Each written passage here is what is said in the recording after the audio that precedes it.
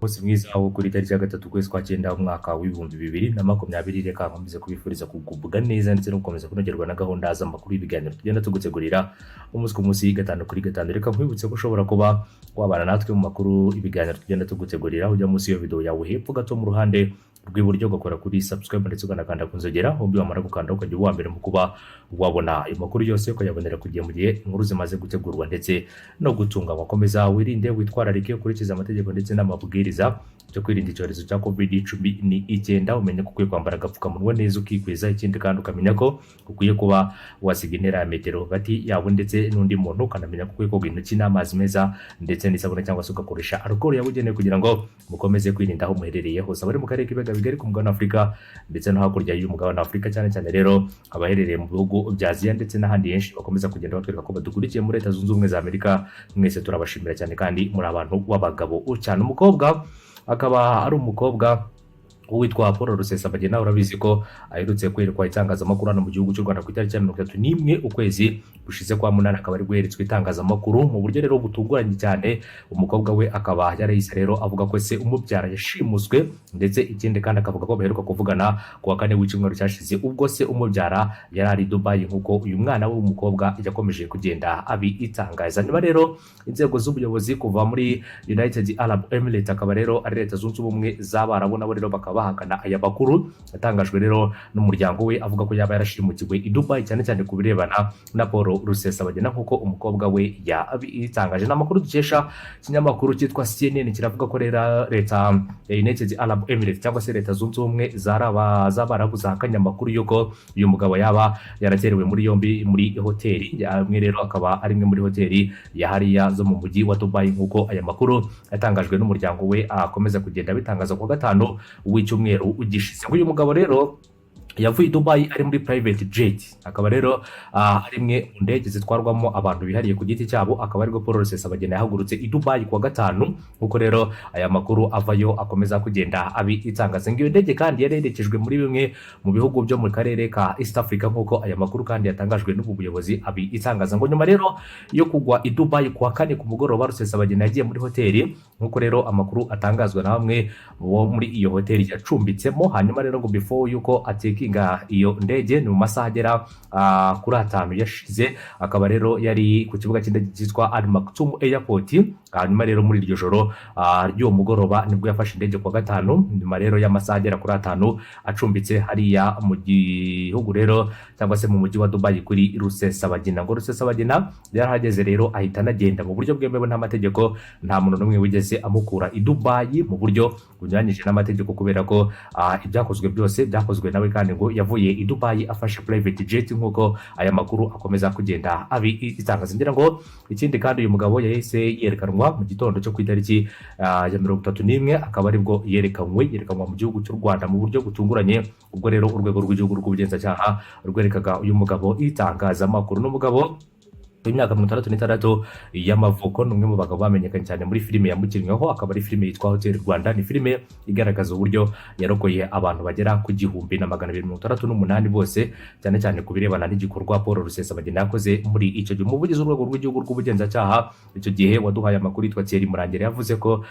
uyu mugabo rero ndetse n'abandi bose batandukanye bakomeza kugenda rero bihisha ubutabera burahari, kandi akavuga ko hari ubushake, ubushobozi ndetse n'imbaraga mu kuba rero bafatanya na leta z'amahanga ndetse n'ibindi bihugu, cyane cyane kizwi nka Interpol mu guhiga bamwe mu banyabyaha ndetse n'abandi bose bakora ibirebana no guhungabanya umutekano w'igihugu cy'u Rwanda. Ngira ngo Rusesabagina kandi ni umwe mu bagabo bakomeze kugenda bumvikana mu bitangazamakuru byinshi bigiye bitandukanye arwanya ubutegetsi bw'igihugu cy'u Rwanda. Gusa ku rundi ruhande kandi nanone nk'uko amakuru aturuka n'ubundi muri Leta Zunze Ubumwe z'Abarabu, akaba ari bamwe mu bakonfirimye ko rero nta masezerano yigeze abaho hagati rero ya leta y'igihugu cy'u Rwanda ndetse rero n'uyu mugabo wahigurwa kugira ngo babashe kuba bamufata. Ibi ngaka akaba ari amakuru yakonfirimwe na Leta Zunze Ubumwe z'Abarabu, bakavuga bati rero there is no agreement between the Gulf state and Rwanda to extract criminals or wanted people. ibyo ngibyo rero ni ibyatangajwe na Leta Zunze Ubumwe z'Abarabu. Umuntu ashobora kwibaza akavuga ngo ariko se ubundi aho yafatirwa hose hari amasezerano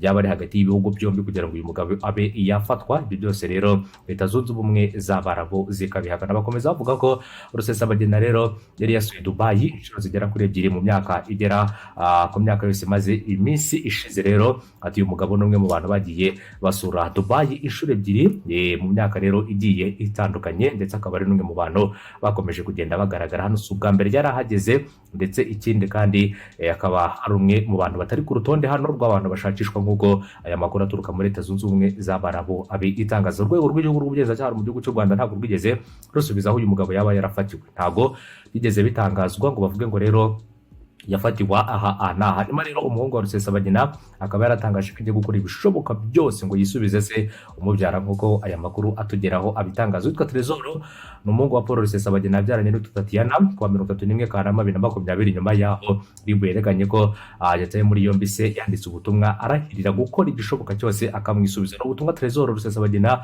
yanditse avuga ibigwi se uri mu maboko ya RIB, avuga ko rero yari umuntu w'icyitegererezo ubwo RIB yerekaga itangazamakuru Rusesabagina urambaye amapingu. Yasobanuye ko uyu mugabo w'imyaka 63 y'amavuko akurikiranyweho ibyaha by'iterabwoba bihuye n'ibitero umutwe wa FLN ushamikiye ku impuzamashyaka ya MRCD ubwiyunge yarabereye perezida wagabye mu bice byereye cyangwa se mu bice byegereye Sorisori ishyamba rya Nyungwe mu mwaka wa 2018. Hanyuma rero ibi birego byose uyu muhungu we ntabwo abyemera, ahubwo avuga ko atawe muri yombi arengana. Hanyuma ikindi kandi Tresor mu butumwa yanyujije ku rubuga rwe rwa Facebook yagize ati nkeneye kumva ndetse rero nkeneye no kumuba hafi ubufasha bwanyu, urukundo ndetse n'amasengesho. Nubwo yagize ati rero nkeneye ko mumba hafi, ubu nandika ubu butumwa ndi gutitira kubera ko ntazi niba nzongera kumubona ukundi. Mu by'ukuri sinzi niba nzongera kumuhobera rero cyangwa se ngo umukoreho. Gusa rero uyu muhungu wa Rusesabagina yavuze ko agiye gukora ibishoboka byose akongera akigarura hasi. Yagize ati rero ariko rero ngiye gukora ibyo kabaga, ndetse rero ngiye gukora ibyo yakabaye akora, ngiye kurwana kugeza ubwo mubonye imbere yanjye. Yafunze rero ubwo butumwa asaba inshuti ze abahuye nawe bose rero niyo waba uri umunota umwe, ndetse rero n'abamukunda kumushyigikira muri iyi gahunda agiye kuba yakora. Ngira ngo rero byatangajwe n'uwo musore, ngira ngo uramubona n'akabunda rwose n'utudolari mu gatuza, hanyuma mu kaboko niba arimo aranywa iki, ngira ngo n'umuhungu wa Paul Rusesabagina akaba yitwa Tresor Rusesabagina, akaba ari umwe rero mu bavuze ko bagiye gukora ibishoboka byose kugira ngo yigarurire se umubyaro. Umukobwa we nawe yavuze ko rero ibyakozwe isi yashimuswe kubera ko ngo baheruka kuvugana kwa kane ubwo yageraga i Dubai, nk'uko umukobwa we yabitangaje. Umukobwa we nawe yitwa Anaïs, akaba yitwa Anaïs Rusesabagina, ni umukobwa nawe mukuru. Uyu mugabo rero akaba yaravuye mu gihugu cy'u Rwanda mu myaka yashize cyane cyane, hanyuma rero aza kongera yumvikana rero ari muri bamwe mu barwanya ubutegetsi bw'igihugu cy'u Rwanda, cyane cyane mu bikorwa byinshi bitandukanye yakomeje kugenda acisha ku mbuga nyinshi zitandukanye za internet ndetse n'ahandi yagiye yumvikana rero kuva yakwihuza n'amashyaka agiye atandukanye. Ari impuzamashyaka rero ya MRCD, akaza CNRD ubwiyunge, akaza rero RRM, akaba rero ari ishyaka ryari ryashinzwe na Semana Karitsi Sankara, bose rero barihuza, ndetse hakaza CNRD ubwiyunge yari yashinzwe n'uwitwa General Wilson Irategeka, nawe n'umwe mu barwanyi baherutse kwitaba Imana aguye mu bitero byagabwe n'ingabo za Repubulika Iharanira Demokarasi ya Kongo. Hanyuma rero mwibutse ko byinshi bigiye bitandukanye cyane cyane ku ifatwa ry'uyu mugabo ni amakuru atarajya ahagaragara, gusa yarafashwe ubu ngubu tuvugana ari mu Rwanda, afungiye kuri sitasiyo ya polisi i Remera, akaba ariho afungiye nk'uko aya makuru yatugeza akomeza kugenda abitangaza. Byinshi rero mu gihe tuzamenya aho igihugu yafatiwemo cyari cyo, gusa rero amakuru avuga ko yerekeje mu karere k'ibiyaga bigari muri East African, nk'uko rero Leta Zunze Ubumwe z'Abarabu zabikonfirime zibyemeza zikavuga ko uyu mugabo ariho yerekeje. Ubwo birumvikana ko rero ari bimwe mu bihugu bya mu karere, nk'uko rero Leta Zunze Ubumwe z'Abarabu zibitangaza. Gusa nanone ntabwo icyo gihugu tukizi, ariko uko byagenda kose ubufatanye bw'ibihugu byo mu karere mu masezerano yo guhererekanya abanyabyaha ni ikintu ntatindaho, kubera ko ni amasezerano aba ariho kandi agomba kubahirizwa uko byagenda kose. Rusesabagina ubwo rero arafashwe, hari abandi basigaye batandukanye bagenda rero bakwirakwiza ubutumwa bwinshi butandukanye bwo guhungabanya umutekano w'igihugu cy'u Rwanda. Hari n'abandi benshi bakidebyenza hanze hariya rero batangaza byinshi bitandukanye. Gusa rero icyo navuga cyo, ndetse mu byagiye bitangazwa n'inzego z'ubuyobozi bw'igihugu cy'u Rwanda, bavuga ko uwo ari we wese ukuboko k'ubutabera kuzamugeraho, ndetse ikindi kandi ngo ukuboko k'ubutabera ni kurekure cyane kubera ko ntaho kutagira, aho waba uri hose, waba uri mu mahanga, waba uri mu bindi bihugu, ntushake rero ngo uri no hasi cyane muri kave cyangwa se mu mwobo, aho rero ukuboko k'ubutabera kose kuzagera